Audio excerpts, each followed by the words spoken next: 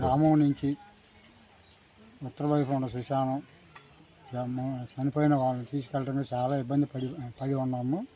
అంతకుముందు డొంక బురద వెళ్ళాలంటే చాలా ఇబ్బందిగా ఉంది. ఎమ్మెల్యే గారి దృష్టికి తీసుకెళ్ళి ఆయన సిమెంట్ రోడ్ సెలక్షన్ చేయించాడు 30 లక్షలు పెట్టి. ఇవాళ చాలా శుభ్రంగా ఉంది. ఎమ్మెల్యే గారు కృతజ్ఞతలు.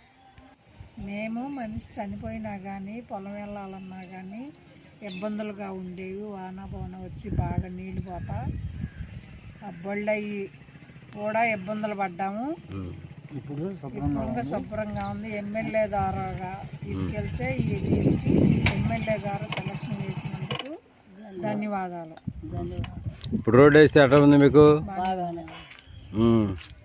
అంతకుముందు ఎట్లుండేది? ఇక్కడ చెప్పలేకుండా ఇక్కడి నుంచి అక్కడ జరతా వెళ్ళిపోతా ఉండేవాళ్ళం.